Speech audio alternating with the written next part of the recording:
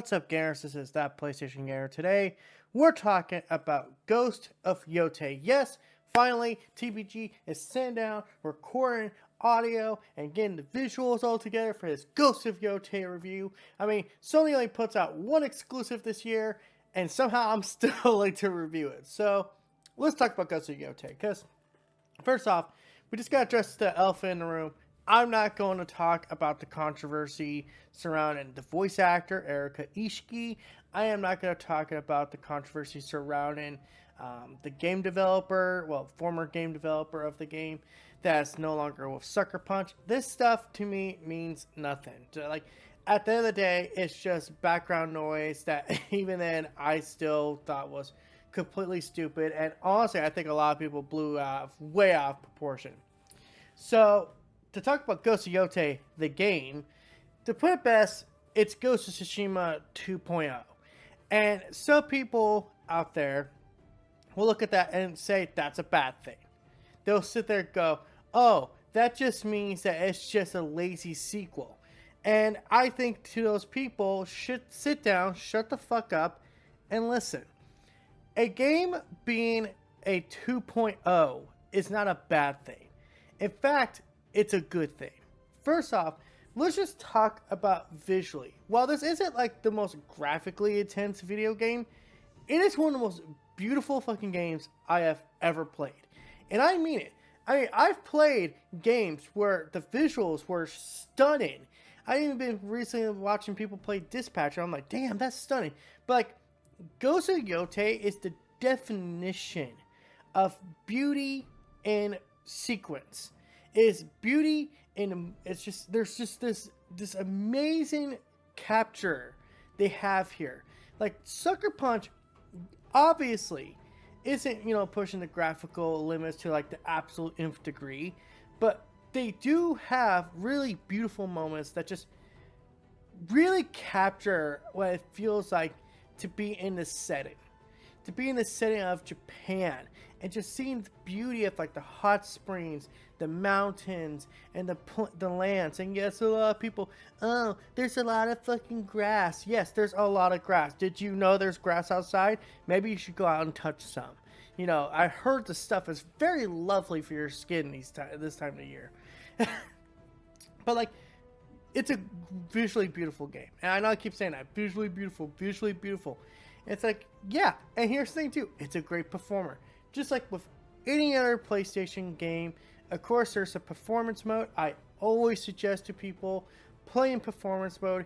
Yes, you get a lower resolution, but you're not going to notice that when you're playing the game. And guess what? I didn't notice any frame stuttering. I didn't notice any technical problems whatsoever. There was like one glitch that happened. It was just actually more funny, if anything, where Asu for like a brief moment, like just her, I don't think her voice line was completely synced up, but that's it. And even that, it's still like, it wasn't even that bad. I was just like, oh, that's just more like a quick little, I don't know, voice desync or whatever. But it was nothing. So visually, great game.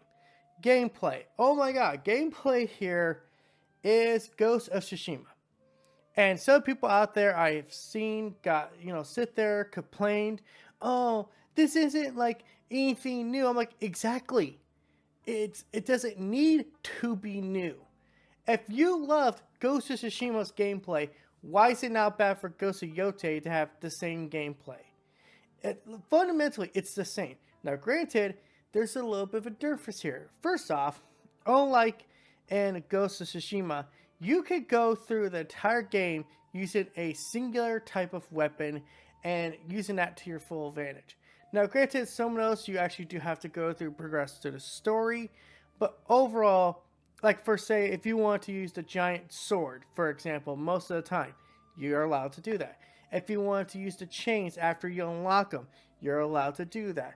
If you want to use the dual twin swords after you unlock them only, you can do that. If you just want to use just the katana, you can do that. If you want to use just the spear, you can do that. You get my point. It's just like, you have this freedom in gameplay, and it's so fucking fun.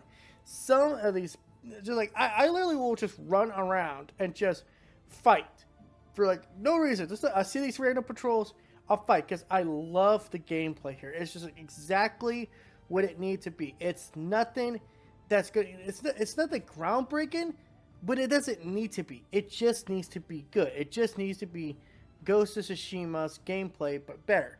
Some people are complaining, oh, they don't have the stances. Yeah, they do. They're just different weapons. And guess what's fun about it? You actually have to figure out how to use these weapons correctly instead of just using one weapon most of the time. Then, of course, obviously, you have your throwable objects. You have your freaking guns. Like, there's actually 2 guns in the game.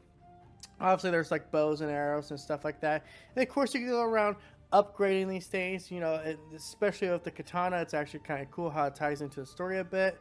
We'll get to that in a second. And like everything about this game feels like it's an improvement. Like nothing feels like it was lazy. Like if they put it in the game, it's because they actually wanted to improve upon what they already had with Ghost of Tsushima. So the next thing we're going to talk about, and of course, it's the one where I'm going to tell you right now, we're not going to go into major spoilers, but we're talking about that story and / characters. So first off, how do I feel about Atsu, the main character? I like her more than Jin. One of my biggest gripes about Jin is that I don't think I really got to know his personality. Like, Jin to me was just kind of, he could have been anyone. He could have been any samurai lord. He didn't. What makes him different from every other samurai lord in that game? Nothing really. He could have been anyone. Now, to the contrary, Lord Shimura, great character, absolute, just this amazing character, and his both voice actors, by the way, for Jin and Lord Shimura, mad respect. They did fantastic jobs. But I think Ghost of Yotei has a better cast. I think Atsu has a better defined character. People, like, obviously got upset because, oh, you're playing as a girl this time.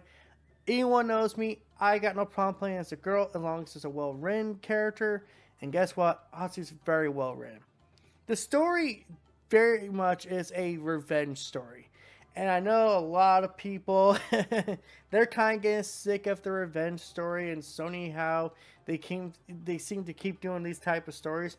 But it's like, then again, I see people drawing the comparison to this and The Last of Us Part 2, except this is like a completely different take on the revenge story.